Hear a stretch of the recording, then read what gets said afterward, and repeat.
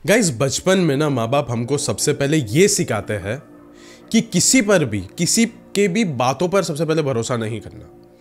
हमेशा उसको वेरीफाई करना, या फिर अपने माँ बाप को पहले जाके बोलना उन चीज़ों के बारे में, या फिर जो भी, अगर आपकी पत्नी हो, पत्नी से जाके डिस्कस करो, या फिर किसी अपने अच्छे दोस्त से। लेकिन किसी की भी बातों पर यकीन नहीं करना चाहिए। लेकिन क्या हो अगर यही बात कोई आपसे आपका अपना कह रहा हो, और ये जो बात है ये मानने वाली नहीं है, यकीन करने वाली ये वाली बात नहीं है, क्योंकि ये बात आत्माओं की दुनिया के बारे में है। मैं भी बड़ा कंफ्यूज था जब मेरे किसी अपने ने मुझे आके ये वाली कहानी नरेट करी है, बोला कि अमान भाई मेरे साथ ये सारी चीज़ें हो गई है। लाइक सीरियसली ये सारी चीज़ें हुई है, ये सारी चीज़ें सुनने में बड़ा अजीब लगता है, लेकिन जब ये चीज़ें तेरे साथ हुई है तब तो मैं मजबूर हो रहा हूँ इस पर यकीन करने के लिए। जब कोविड आने वाला था उससे ये पहले की है ये वाली कहानी। जब मेरी एक दोस्त अदिति, वो और उसके दोस्त नासिक के किसी एक बंगलो में गए थे, एक फार्म हाउस टाइप है, मैं उसका ऑफकोर्स नाम नहीं बताऊंगा आप लोगों को फॉर ऑब्वियस रीजंस। एंड वो नासिक के फार्म हाउस में गए थे एंड उनके साथ वहाँ पे ऐसी ऐसी चीज़ें हुई थी जिसको आई डोंट थिंक सो कि आप यकीन भी कर पाओगे। लेकिन ये जो कहानी है बहुत ज़्यादा डरावनी है। This is not just a story, it's a horror story. मेरी भी रातों की नींद खराब हुई है ये सुन के, लेकिन अब बारी आपकी है। लेकिन अब ये वीडियो शुरू करने से पहले ऐसे ही और horror, mysterious and historical videos देखने के लिए सब्सक्राइब कर दीजिए इस चैनल को। अब ये कहानी शुरू होती है। सुबह के कुछ अभी 4-5 बज रहे थे एंड अदिति के फ़ोन में कुछ 4-5 बार कॉल आ गया, वो भी उसके दोस्त प्राची का। एंड 5वें 6ठी बार में अदिति ने बोला, फ़ोन उठा दिया, बोला क्या हुआ यार इतने सुबह तू कॉल करे। प्राची ने बोला तू जल्दी से नीचे उतर यार, जल्दी नीचे उतर। फिर अदिति ने बोला तुम लोग को काम धंधा नहीं है क्या? काम आज मंडे ट्यूसडे चल रहा है यार, मतलब वीकडे है ये। फिर उसने बोला हाँ वही हमको तुझे बताना था कि सब लोगों ने छुट्टी डाल दी है, तू भी जल्दी से ईमेल कर दे अपने कंपनी में कि आज मैं नहीं आऊँगी 1-2 दिन के लिए। फिर प्राची ने कहा कि हम लोग ऐसे ही अचानक से नहीं जा रहे हैं, नासिक में विराज ने एक बहुत ही सस्ते में एक बहुत अच्छा खासा विला भी बुक किया है। तो ऐसा नहीं कि एक नॉर्मल ट्रिप है, अच्छी खासी ट्रिप है, तो बस जल्दी से नीचे उतर जा। लेकिन आखिर में अदिति ने प्राची को वहीं पे बैल्कनी में खड़े खड़े बोला कि नहीं यार मैं नहीं आ सकती, मुझे पता तुम लोगों ने काफ़ी एफर्ट्स डाले यहाँ पे आने के, लेकिन मुझे ऑफिस में बहुत ज़्यादा काम है यार, मैं नहीं आ सकती, तुम लोग चले जाओ। एंड प्राची एंड उसके सारे दोस्त लोग वहाँ से चले गए एंड अदिति अगले सुबह अपने ऑफिस में बैठी हुई थी।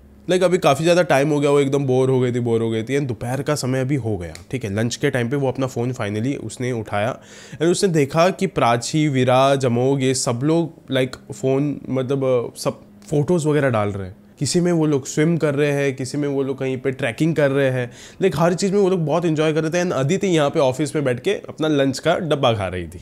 अब यहाँ पे बात ऐसी है कि अदिति ने कहा कि अभी यार मैं छुट्टी तो ले सकती हूँ, काफ़ी टाइम से मैंने छुट्टियाँ तो ली नहीं है, तो फिर मैं छुट्टी ले सकती हूँ। काम करती हूँ, मैं भी मेल डाल ही देती हूँ कि मैं छुट्टी पे जा रही हूँ 1-2 दिन के लिए, तो मैं आऊँगी सीधा परसों से। तो और उसने मेल डाल दिया, उसने बोला कि मैं आज रात को ही निकल जाऊँगी। फिर उसने जल्दी जल्दी प्राची को भी फ़ोन किया, उसको बोला कि देख मैं मुंबई से नासिक निकल रही हूँ, 4 घंटे पे पहुँच जाऊँगी, विराज को कुछ भी मत बोलना मेरे आने की वजह से। क्योंकि गाइस अदिति एंड विराज में ना थोड़ा बहुत सा कनेक्शन था एंड अदिति को विराज बहुत ज़्यादा पसंद था। तो फिर अदिति को ऐसा लग रहा था चलो ठीक है, रात को जाऊँगी तो मैं उसको सरप्राइज़ कर दूँगी एंड मुझे थोड़ा सा टाइम स्पेंड करने के लिए भी मौका मिल जाएगा। तो ऐसे ही हुआ एंड जैसे ही उसका ऑफिस आवर्स ख़त्म हुए वो घर पे गई, अपना बैग उठाई और वो निकल गई नासिक के लिए। गाइस अदिति के पास ना अभी ऑलरेडी एड्रेस पहुंच चुका था एंड अदिति को लग रही थी बहुत ज़्यादा भूख, लेकिन अभी भी जो रास्ता था 2 घंटा दूर था।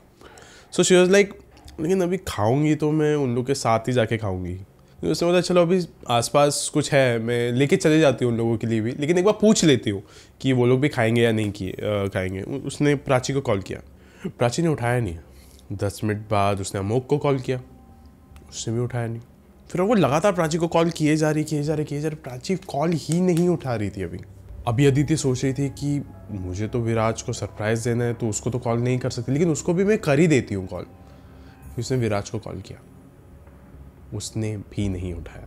अब उसको लग रहा था कि चलो ठीक है, काफ़ी रात भी हो रही है एंड शायद से हो सकता है वो लोग स्विमिंग कर रहे हो, अभी मस्ती वगैरह कर रहे हो, गाने की आवाज़ बहुत ज़्यादा लाउड हो सकती है, शायद वो लोग एंजॉय कर रहे हो, इसके लिए नहीं उठा रहे रहेंगे। लेकिन उसी वक्त उसको प्राची का एक टेक्स्ट मैसेज आता है कि अदिति तो जहाँ पे भी है ना वहाँ से उल्टे पैर वापस चले जा, यहाँ पे मत आना बस, यहाँ पे कुछ तो बहुत ज़्यादा गलत है, बहुत ज़्यादा गलत।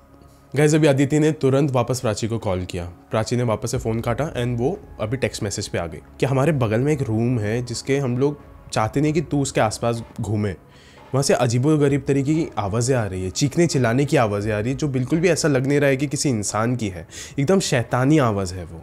एंड हम लोग भी लाइक उस घर में अभी रह नहीं पा रहे, वी आर वेरी अनकम्फर्टेबल।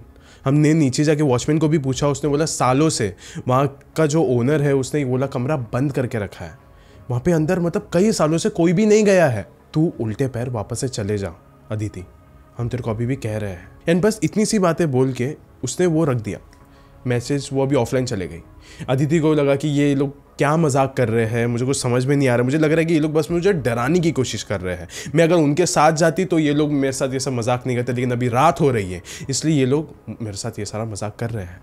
लेकिन अभी ये मजाक होते होते, ये सारी बातें होते होते वो अभी सीधा उस बंगले के पास पहुंच चुकी थी। She was already having the address. वो जैसे गेट के पास पहुंची वो हॉर्न बजा रही थी, लेकिन फिर भी कोई खोल नहीं रहा था वाला गेट, ना ही वॉचमैन था वहाँ पे, क्योंकि ऑलरेडी प्राची ने मेंशन किया था कि हाँ एक वॉचमैन भी है, केयरटेकर है वहाँ पे, कोई भी वो गेट नहीं खोल रहा था। 5 मिनट हो गए, 10 मिनट हो गए, कोई गेट नहीं खोल रहा है। फिर सोचा चलो ठीक है मैं ही जाके गेट खोल लेती हूँ। वो जैसे गेट खोलने जा रही थी उसने देखा कि गेट के पास ही एक आदमी खड़ा है, लेकिन वो कौन है उसको पता नहीं, शायद से वॉचमैन ही होगा। फिर उसने जाके वो गेट खोली एंड खोलने के बाद उसने देखा ये जो आदमी था ये विराज था। अभी विराज को देख के अदिति तो बहुत ज़्यादा खुश हो गई थी, क्योंकि वो सरप्राइज उसी को देने के लिए आई थी। फिर विराज ने कहा कि प्राची ने तुझे मैसेज नहीं किया था क्या नहीं आने के लिए? विराज ने कहा एटलीस्ट हम लोग तो यहाँ पे आके फंस चुके, तुम तो बाहर थे, तुम बाहर ही रहते, लेकिन यहाँ पे नहीं आना चाहिए था। फिर अदिति ने बोला तुम लोग बस मजाक कर रहे हो मेरे साथ, आ जाओ चलो कम से कम अंदर तो जाते हैं। फिर विराज के साथ वो चलते चलते अंदर गए। वो बहुत ज़्यादा लाइक एकदम खुश हो गई थी विला को देख के कि ये अच्छा खासा विला है, लाइक बड़ा है, वहाँ पे गार्डन है, वहाँ पे स्विमिंग पूल है, माउंटेन व्यू है, हर एक चीज़ एकदम प्रॉपर है। फिर उसको फाइनली अभी प्राची मिली। उसने बोला प्राची हुआ क्या है यार, तुम लोग ऐसा मजाक क्या करो मेरे साथ? उसने बोला मजाक नहीं, ये बात एकदम सच है।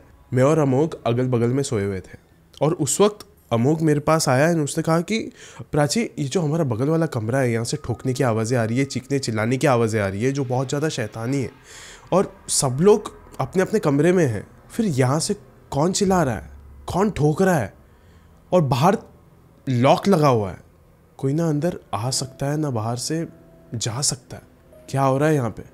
फिर उसके बाद अदिति ने कहा कि फिर तुम लोगों ने यहाँ के ओनर को नहीं मैसेज किया क्या? फिर प्राची ने बोला कि मैंने विराज को बोला था, अमोघ को बोला था ये सब चीज़ के बारे में, बस यहाँ पे आने के बाद से यहाँ के ओनर ने हमारा रिप्लाई देना बंद कर दिया है, वो रिस्पॉन्ड ही नहीं कर रहा। ये बात इतनी ज़्यादा अलग थी कि अदिति इन बातों को मान ही नहीं रही थी। वो अभी भी ये सोच रही थी कि शायद से मेरे दोस्त मुझे सिर्फ झूठ कह रहे हैं, ये सारी चीज़ें एग्जिस्ट नहीं करती है, मैं समझ नहीं पा रही हूँ इन चीज़ों का। एंड बहुत रात हो चुकी थी। उसने अभी कहा कि मैं बहुत थक चुकी हूँ, ये सब कुछ ट्रैवलिंग वगैरह से, तुम्हारा ये मस्ती मजाक जो भी है मुझे को समझ में नहीं आ रहा है, मैं जा रही हूँ सोने के लिए, सुबह में देखेंगे, सुबह में तो इन्जॉय करेंगे यहाँ पे बल्कि, तो अभी आप लोग भी जाके सो जाओ। सब लोग जाके सो गए थे। आधी रात हो रही थी। अदिति के बगल में विराज लेटा हुआ था। एंड आधी रात में अदिति को ऐसा लगा कि उसके चेहरे पर किसी ने तो हाथ घुमाया। उसने पहले इग्नोर कर दिया, शायद से विराज का हाथ लगा रहेगा, उसको लगा ठीक है। दूसरी बार वापस से किसी ने उसके चेहरे पे हाथ घुमाया। इस बार उसने अपनी आंखें खोली, इधर उधर देखा, कोई नहीं था। अपने बगल में देखा तो विराज शांति से लेटा हुआ था, बहुत गहरी नींद में था, ऐसा लग ही नहीं रहा है कि वो जस्ट अभी कुछ वक्त पहले उठा हुआ था।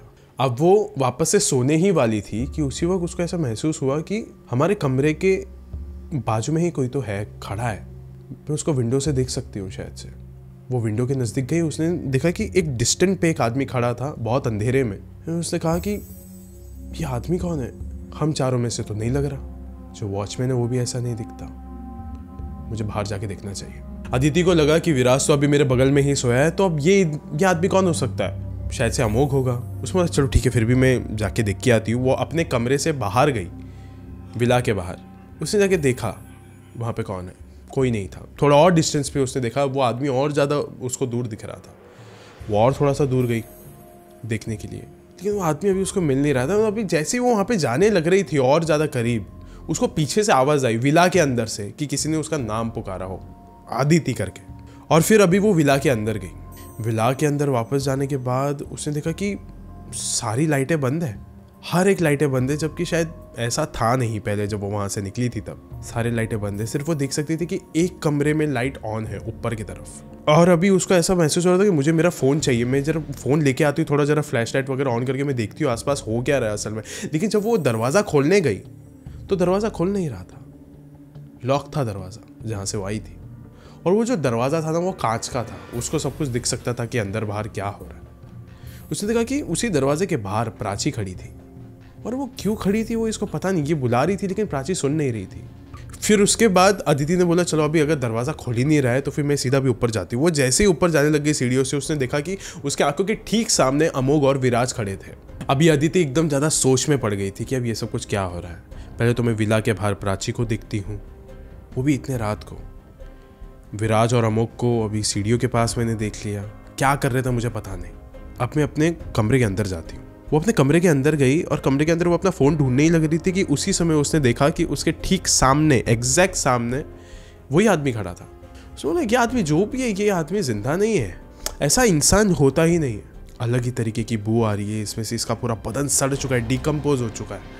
ये एक सांस लेने वाला इंसान तो ये बिल्कुल भी नहीं है। शायद हो सकता है ये एक मुर्दा हो, एक प्रेत हो, एक आत्मा हो सकता है। फिर उसने बोला मैं इसके करीब नहीं रहना चाहूँगी। फिर उसने जैसे ही वो पीछे मुड़ी, उसने देखा कि उसके तीनों दोस्त प्राची, अमोघ और विराज उसके ठीक सामने खड़े थे, और ये लोग भी ना इसी आत्मा के जैसे दिख रहे थे। इसमें अदिति ने पूछा ये सब कुछ हो क्या रहा है यार यहाँ पे, is this some kind of joke जो आप लोग मेरे साथ करना चाहते हो। लेकिन फिर भी ना उसके जो दोस्त लोग थे बहुत सीरियस थे और उसके तरफ बढ़ रहे थे, जिंदा नहीं लग रहे थे, कि डर के मारे पीछे पीछे होने लग गई। एंड किसी तो चीज़ के ऊपर उसका पैर अटक गया एंड वो पीछे जाके गिर गई। वो जैसे ही उठी देखने के लिए कि ऐसी क्या चीज़ नीचे रखी हुई थी जिसको टकरा के मैं गिर गई, उसने नीचे देखा तो नीचे उसके तीनों दोस्तों के लाश थी। आपको कैसा लगेगा अगर आप एक ऐसी सिचुएशन में आ गए कि आपको लगेगा कि आपके सारे दोस्त आपके अगल बगल में घूम रहे हैं और उसके अगले ही पल आपको पता चल जाए कि वो सब सिर्फ एक जिंदा लाश है, सिर्फ एक लाश। जैसे तैसे अदिति वहाँ से भाग निकली उस पूरे विला को वैसे ही छोड़ के आधी रात में। जैसे वो बाहर गई सबसे पहले उसने पुलिस को संपर्क किया और बोला कि वहाँ पे मेरे तीनों दोस्तों की लाश है, प्लीज़ वहाँ पे जाओ और जाके पता लगाओ कि उनकी मौत कब और कैसी हुई। फिर जो पुलिस थी उन्होंने पोस्टमार्टम के लिए, ऑटोप्सी के लिए उनकी बॉडीज़ भेजी। बॉडीज़ भेजने के बाद पता चला कि ये जो उनकी मौत है वो रात के दौरान हुई। एंड जब उनको टाइमिंग बताया तो ये टाइमिंग उस वक्त की थी जब अदिति जस्ट उस विला के पास पहुँचने वाली थी। मैसेजेस वैसेजेस सब कुछ अदिति के पास पहुंच चुके थे ऑलरेडी कि यहाँ पे मत आना वगैरह वगैरह, सारी बातें अदिति को पता चल गई थी। मतलब द मोमेंट अदिति विराज को मिली तब से लेकर अब तक सब चीज़ें उसका बस एक दिमाग में चल रही थी। सब चीज़ें सिर्फ प्रेतात्माओं की दुनिया के साथ चल रही थी उसके साथ। विराज की आत्मा, प्राची की आत्मा, अमोघ की आत्मा सब आसपास ही भटक रही थी। उसको ऐसा लग रहा था कि ये उसके दोस्त हैं, लेकिन ये उसके दोस्त नहीं थे, बस एक कमरे में बंद भटकी हुई आत्मा थी। एंड पुलिस ने यह भी बताया कि जिस कमरे में ये सारी लाशें पड़ी हुई थी ये कमरा लॉक था, कोई अंदर ना आ सकता है ना वहां से जा सकता है। ये एक ऐसी मिस्ट्री है जो सॉल्व नहीं हो पाई। क्या हुआ, कब हुआ, किसी को कुछ पता नहीं चला। एंड गाइस बस एक बात समझ में नहीं आई कि उसके दोस्तों ने कहा था कि एक कमरा है जो यहाँ पे बंद है एंड अंदर से चीखने चिल्लाने की आवाज़ आ रही है। जब उस कमरे को खोल के देखा तो वहाँ पे अंदर इन तीनों दोस्तों की ही लाश थी। अब आप बताओ आपको क्या लगता है, क्या आज भी अदिति को उन सबका गोश्ट हॉन्ट करता होगा?